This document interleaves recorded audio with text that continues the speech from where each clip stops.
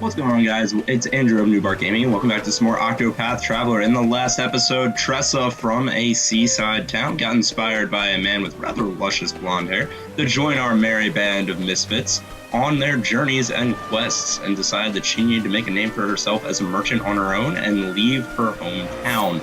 In this episode, we're going to be proceeding forward, going to most likely pick up Ulbrich. I think he's the next one on our path, though depending on how the roads go, I guess Primrose could be considered equally as close. But once more, we're trying to go the route of, we're going to be cheesy and spell out Octopath. So with that being the case, Ulbrich's probably the next on our mission. Probably the character I'm least excited to go meet. First off, let's see if there's a chest over here. Just because he seems to be the most somewhat basic to me. Catch you guys in the second half of this encounter. Nothing too significant happening in that fight, just fighting some more random flying shark types of things. Whoever the creators of this game are did seem to like sharks a good bit. I mean, we were encountering them in the middle of the winter biome type of area. We're encountering them here by the water, or at least it makes more sense. And hopefully, or not hopefully, but wouldn't be surprised if we end up encountering them a lot more down the line. I was thinking there might be a side path up there that led towards another chest. Catch you guys in a second. Time to teach you a lesson. Looks like we do actually have a new enemy in this fight, so we're gonna go ahead and leave this on screen. It's whatever that red bird with like a helmet looking type of object is. Fireball seems to be a weakness of both of them. I was gonna go for lightning bolt. Once more, there seems to be some applicableness of Pokemon logic in these games, so that would have seemed to have made some sense to me for birds to be struck by lightning for there to be their weakness, but it just didn't seem to, seemed a little bit risky there. I didn't know for sure. Collect money from a single foe, donate, hired help. Okay, so I think For you. this allows me to now have, that gives me a charged point to him. Okay, I was thinking donate 1 BP basically like gave them an attack. I guess I gotta know my Octopath terminology a little bit better. Let's go ahead and figure out, are you weak to staves for some reason? Nope. I'm gonna guess they're weak to spears, fire, and lightning. That's just a hunch, like literally nothing to base that on.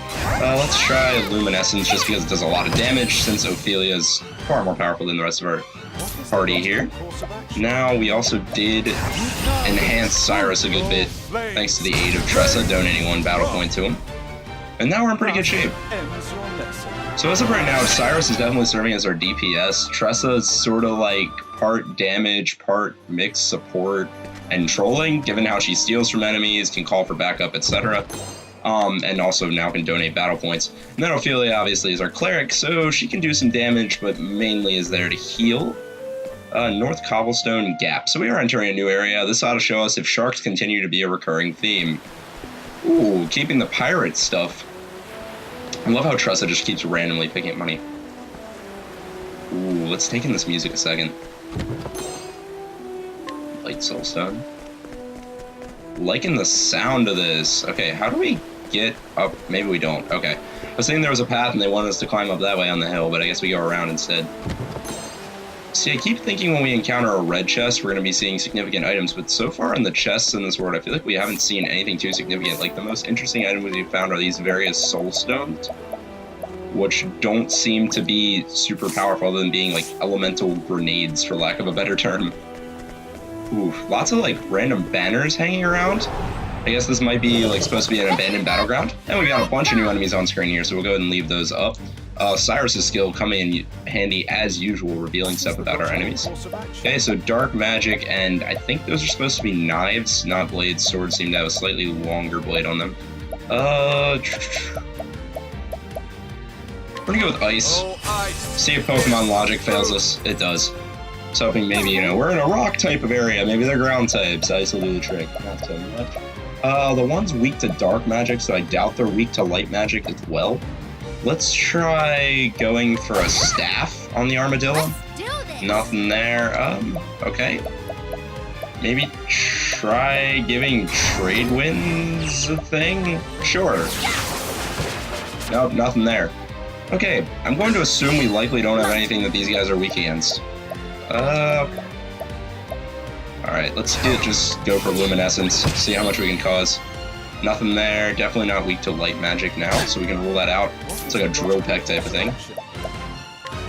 Okay, we got a couple more elements we can try.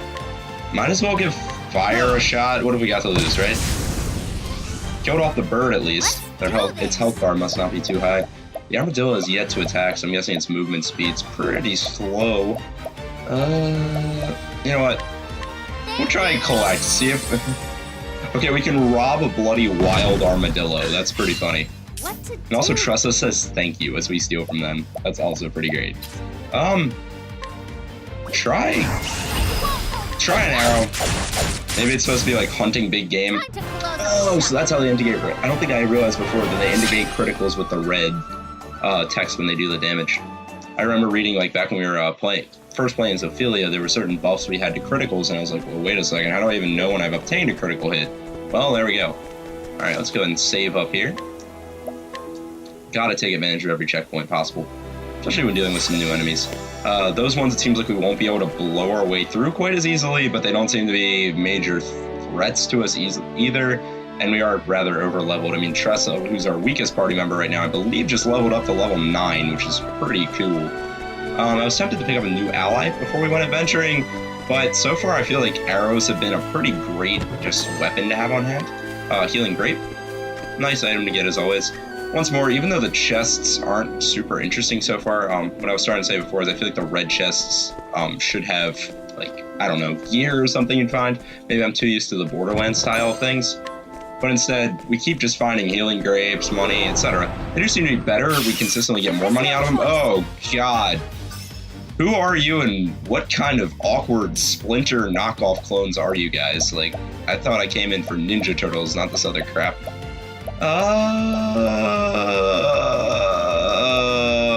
I wish you had some support skills, Cyrus. You know what? If you are like Splinter, you're a master of a staff, so that didn't do anything. Okay, yeah, that wasn't super logical. Try the arrows. Okay, vulnerable to arrows, proving to consistently be a good move there. What I probably should have done is donated a battle point to Ophelia, that way she could spam Luminescence at a higher power. Thankfully, Tressa does go first next turn still, so I can still go for that strategy. Fireball. Is fire super effective? No, but almost wiped them out anyway. So with that being said, Trade Winds should finish these guys off, because we didn't do a whole lot of damage with the bow. So they're pretty weak to begin with. I mean, the one who died there was the one with the bow. Solid. Or maybe the reds aren't criticals. I don't know. We'll find out as we play along, right? And I'm trying to avoid looking up much about this game. That way I can, once more, continue to have those live reactions. And I feel like every time you, like, use a guide or something along those lines for a game, you're taking away a little bit of the adventure in terms of discovering the world, how it operates, what its logic is, etc., etc. This seems to be right before a town, so let's see what we missed if we would have went left down here. That fence up there reminded me particularly of the Paper Mario inspirings. Okay, so just fighting some falcons. I'll catch you guys in a minute. Alright, let's try heading to the left now. Really enjoying the theming here, but I mean, I feel like I'm just getting extremely redundant commenting on how much I love the soundtrack of this game. It's very epic. Feels very film-esque with those brass sections. Very much a military style vibe that they're trying to go for, if you ask me.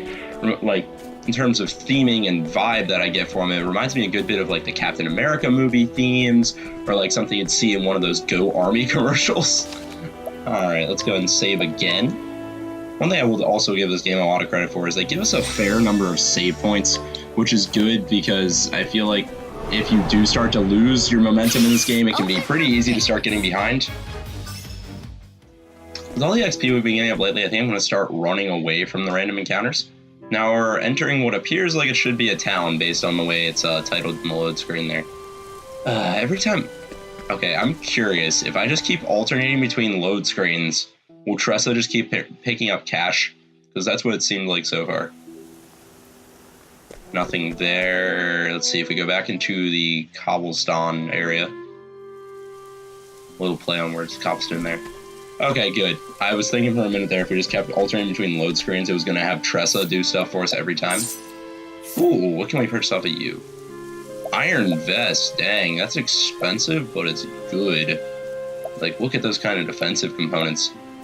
We don't really have a tank right now, but I think we're gonna go and buy it anyway. It's not an item we've seen so far, so might as well take advantage of it for when we do eventually get a tank. So before exploring this town, we might as well pick up the guy who it belongs to. Those brigands! What villains would take a defenseless child as a hostage? Hold fast, Philip. I'm coming for you. His name is Ulbrich. He is a warrior. Here in Cobblestone, a remote village in the Highlands, he hires out his sword under the assumed name of Berg. Once a great knight, he lost both land and liege, as well as his reason for wielding a sword. Yet one fateful day, bandits raid the village he now calls home, stealing off with his protege, the young Philip. Once Ulbrich takes his sword in hand and sets off after the brigands, he will need worthy allies on the path he has chosen. Here, bringing him along, and we get to hear the beginning of his tale, taking on this little 3-episode course we seem to be having for all of the characters' chapter 1s. Ooh, flashback lighting. 8 years ago.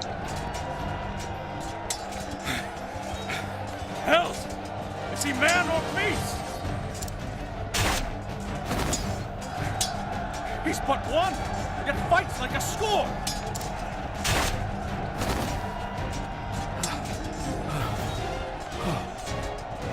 God have mercy.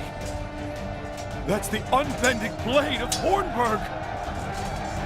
Ulbrich Eisenberg! You know my name. And so to business. Who will be the next to die? It's you who'll be dying! Look about you! We have the numbers! Enemy reinforcements on the left flank!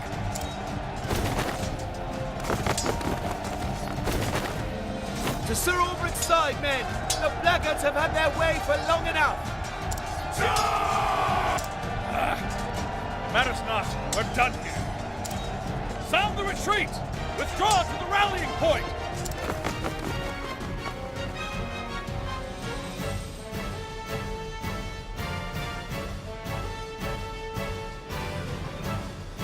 Sir Ulbrich, I feared we would be too late. Well, I gotta say, his introduction's been the most epic so far. Nothing I couldn't handle. Can you hold this position? You make for His Majesty's camp, sir? Just so. Our foe attacked from both flanks.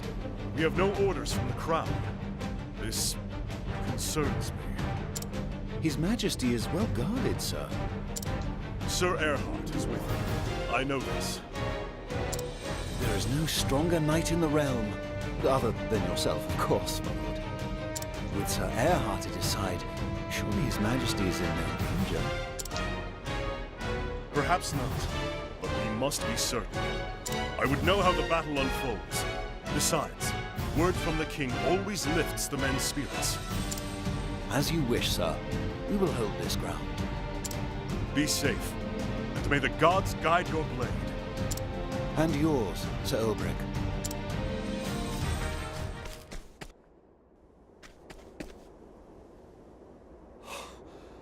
Heavens have mercy.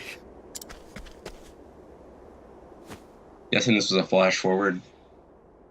His Majesty's own guard. Never mind. Slain to the last man. Who could have done such a thing? Erhard. Where is Erhard?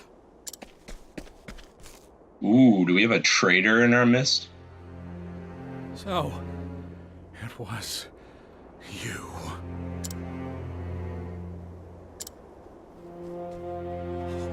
My liege. Erhard, what is the meaning of this?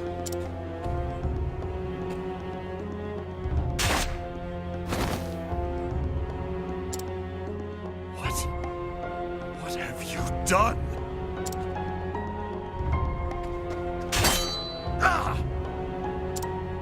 Have you not eyes? The king is dead by my hand. What madness? What treachery is this? No madness here. We call it treachery, if you will. I thought you a friend. A brother! You are my brother, Anakin! I loved you!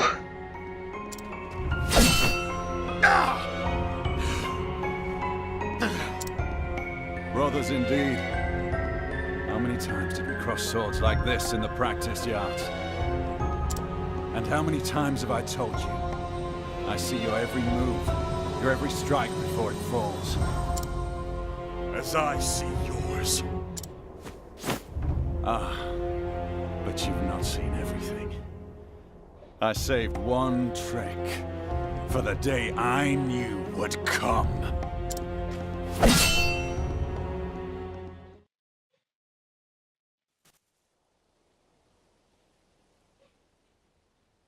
Always the same dream. Okay, this legitimately reminds me a lot of the Star Wars story arc of Revenge of the Sith going into what was likely episode 4. I mean, a lot of fan theories speculate that Obi-Wan has a lot of PTSD back to his fight with Anakin and seeing his old protege burn in flames.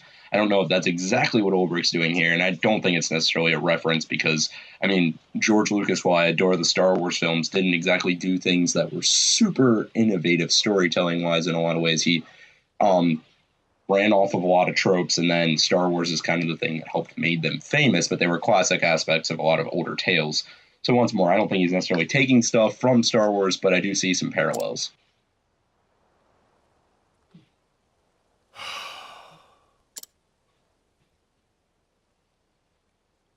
Ah, Philip. What is it? Crivens! How did you know it was me, sir? Does he have an invisibility cloak? Nope. One must always be on his guard, even when he rests. Yes, a knight...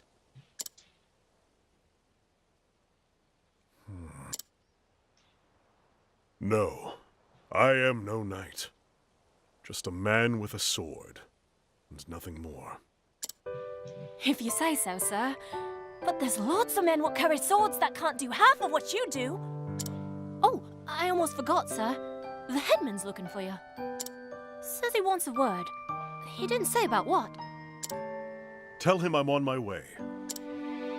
Yes, sir. I'll go on ahead and let him know, sir. He'll be in the square.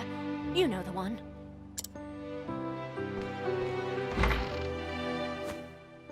How many years has it been since Hornburg fell? My liege lost.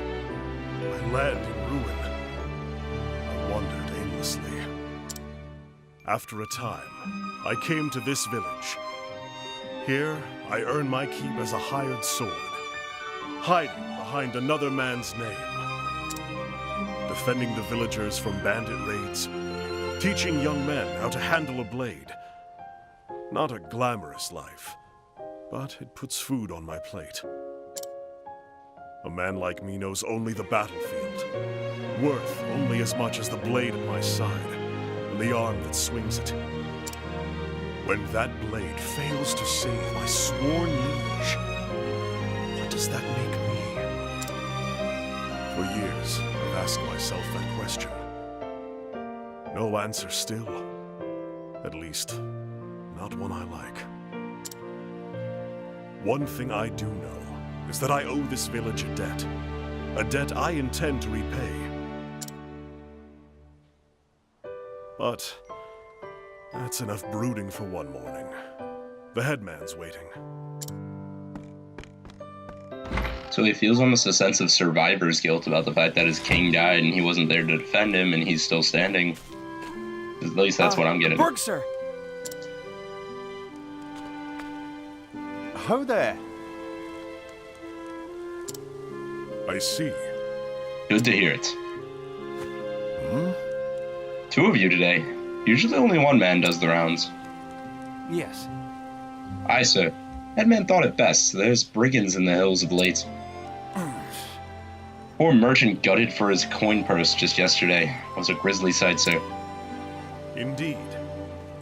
These are dangerous times. One can never be too careful. I hear the headman's looking for me. Just so.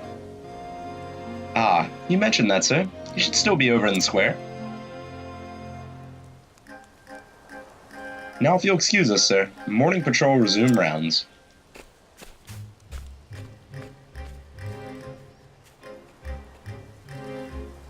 Guess we've got a governator to go meet. 80s action hero in medieval clothes rollout. Ooh, another guy who looks like Robin Hood.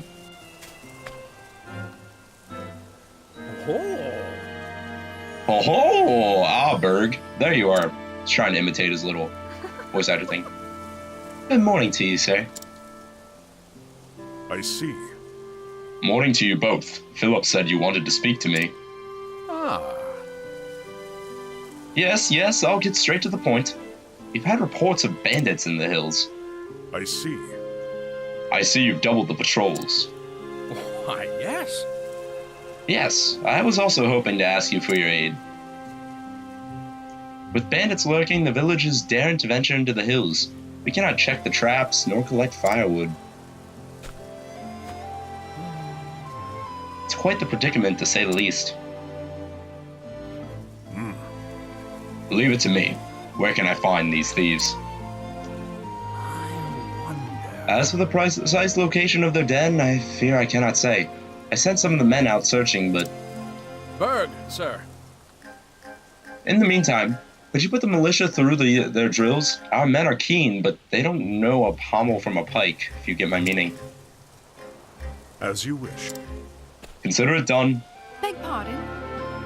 Ah, sir. If it would not be a burden, might my Philip join in the training? If he is willing, so am I. Oh, he's more than willing, sir. I assure you. Been pestering me for weeks to ask you. That's a brave lad. The boy has pluck and ambition. He could find a worse man to look up to than Berg. Oh. Ever since my husband died in the war, you know.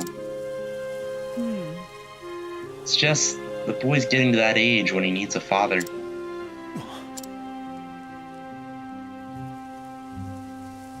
Oh no, I did not mean to say. Your boy is already a credit to the village. It would be my honor to train him. How can I ever repay you? You're too kind, sir. It's settled then.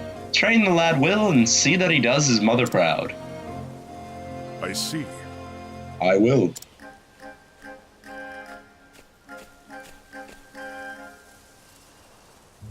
Alright. So our unique action is going to be... Okay, so you can duel people. Alright, time out a sec. I need to look up one thing. Alright, like I said before, I'm not trying not to look up too much about this game, but the voice actor they have for Ulbrich here actually reminds me a good bit of Dan Green's Yami Yugi voice from the Yu-Gi-Oh anime, and I just needed to know if that was the case, especially considering it would have been really cool if his action skill was to be able to challenge people to a duel, and it was Dan Green. Like, Dan Green getting to say, like, it's time to duel again, that would have been so cool. Alright, yeah, we'll go ahead and duel. A battle, fair and square, to arms. It's always an honor to train with a warrior of your skill, sir. Wouldn't consider this training. But let's see what Ulbrich has to offer us. Victory shall be mine. Okay, so warrior skills. Level slash, increase the user's physical strength or attack strength for 3 turns. So basically, hype himself up with adrenaline and multi-strike with a sword. Alright, how powerful are your physical attacks? I'm curious, since you're mainly a physical attacker. Not super great, although his health is already rather high for a character of his level. Alright, it's gonna be our opponent's turn to strike. Or not. I was expecting him to maybe do more damage with his basic attack, considering it seems like all variations of Ulbrich's attack are gonna be loosely more or less based around his swordplay. But at the same time, with that health bar, I'm really suspecting he's meant to be a tanky character. It's no good, sir. We're no match for the likes of you. You're too hesitant. It's important to protect yourself, this is true. But you will never win a fight if you lack the courage to strike.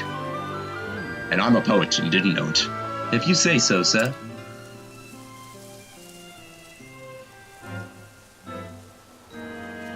He's confused! Let's use a berry from Pokemon to heal that up. Alright, let's go ahead. It's time to do. That's what I really want to say. The voice actor just reminds me just enough of Dan Green to want to hear that. A battle fair and square to arms. Always ready to spar, sir. Let us fight with honor. Now then. Alright, you know what? We'll give his warrior skills a test. We use Abide, see how much power he gains. +3. Oh no, it's up for 3 turns, my mistake. Wonder if with that in action, if we double boost this, we can OKO our opponent. We can. Solid. I grow strong. Leveled up. Obtained a Soothing Seed. I'll have to look into what that does. I believe that is a new item. Gah. Got me again. You attack with boldness, but you leave yourself open. And so a simple counter blow quickly strikes you down. You must remember, balance in all things. I see. Balance, right. I'll try to remember that, sir. Reminds me of Obi-Wan some more again. And his new apprentice, kind of like Luke. That said, if you fought side by side, you might complement each other well. Indeed. Was just thinking that myself. Just so. Better than the sum of our parts, say, sir. What do you say, friend? Fight side by side. 2 heads are better than 1, eh?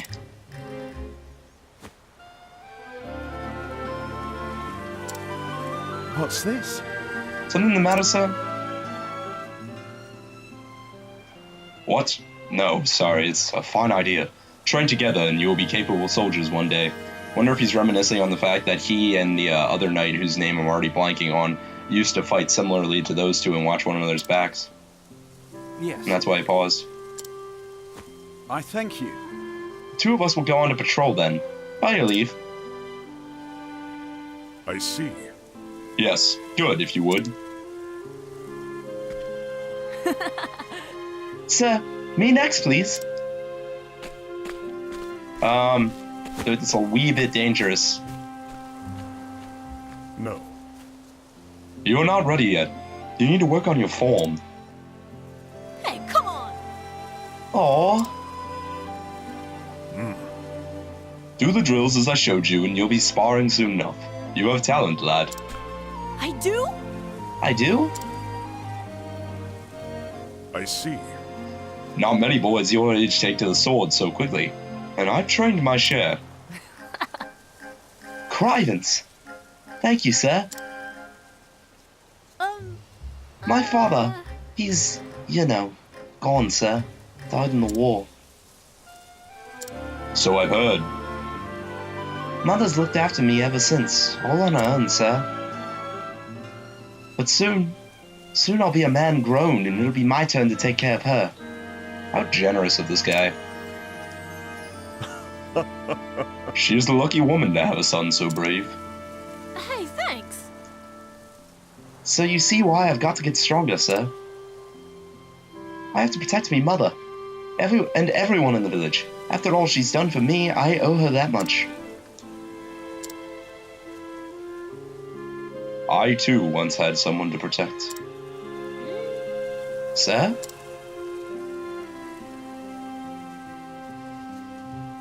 It's nothing, lad. Just old memories. Keep at your training and you'll be a strong man before long. You got it. I will, sir.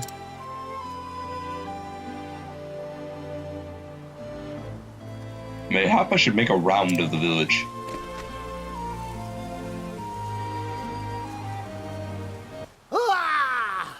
Ruh-roh. Brigands, we're under attack! Bug, sir. Brigands from the hills. Sounds to me like we've got a fight on our hands. Let's do this. We're gonna 1v3 them. Next episode. Yeah, sorry about that, guys, but we're already pushing the time limits on this one a little bit, so I hope you enjoyed the further adventures in Octopath Traveler as we picked up the newest member of our party, Berg, aka Olberic. And if you enjoyed the video, be sure to like, comment, and subscribe down below. If not, constructive criticism is always welcome. And next time, I'll catch you guys on this climactic fight that I accidentally emptied. These dirty peasants don't know their place. We outnumber them. Surround them. Stick a blade in their backs for the boss. Find our swinehard slowed us down. That's Do your worst, brutes. That's right. You'll not be getting past us. Damn it! All these swinehards know how to fight. Look, I swear on my blade. Good work, men. You did well to hold them off. But I'll take over from here. Odds coats. And who in the hells are you supposed to be? He's a bleeding fool who thinks he can take us all. Oh. So, you's got a fancy blade, eh? I know your sword, Hedge Knight. I've cut down my share of your betters. The hell? I'm telling you, this one's trouble. Indeed. You both have the right of it. I'm but a common Hedge Knight, no name to speak of. Yeah, that's totally gonna blur you in and not make people question you. Have at you. But if you've come looking for trouble, you found it. Stow it, or I'll cut out your tongue. Aye. Enough prattle. Let's skewer them. Here we go, 3v1, and they... Jeez, those guys are much bigger looking at them in this context. Alright. Let's go ahead and get ourselves thriving on adrenaline first. Seeing a pretty big difference in our damage output. So... Sorry about that, I had to cut out the mic stuff there for a second. Took some decent damage from those guys, but Ulbrich once more showing some good defense. I'm curious to check out the stats on the equipment he currently has. We're going to go ahead and unleash our warrior skills here. We're going to use level slash, boost it up twice. Assume these characters are most likely weak to... Whoa, okay. That did a good bit of damage.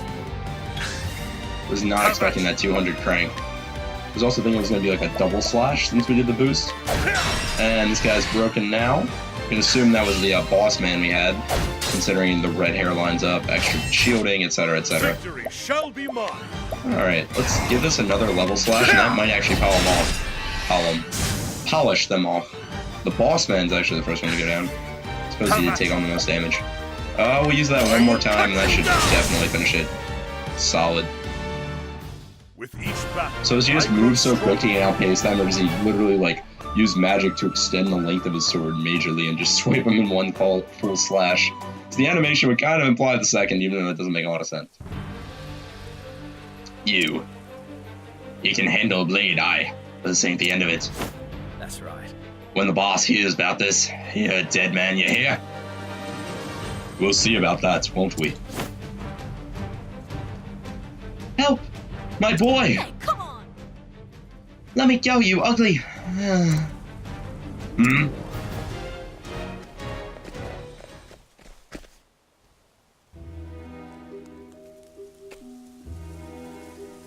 Oh, Berg, sir, they took him from me.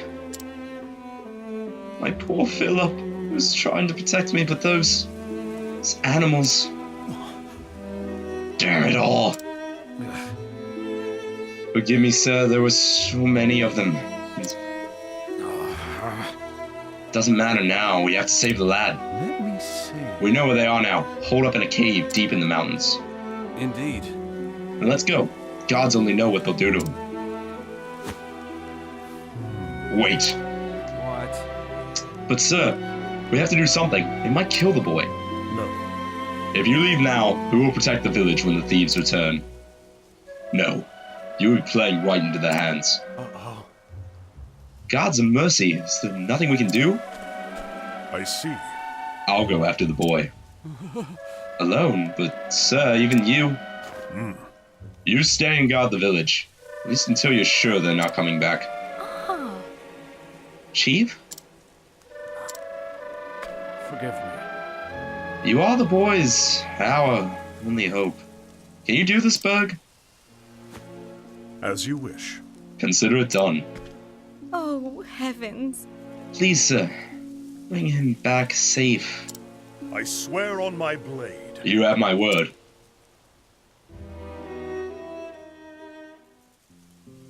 And so I must go save the boy from those ruffians. What's that you say? You wish to lend me your aid?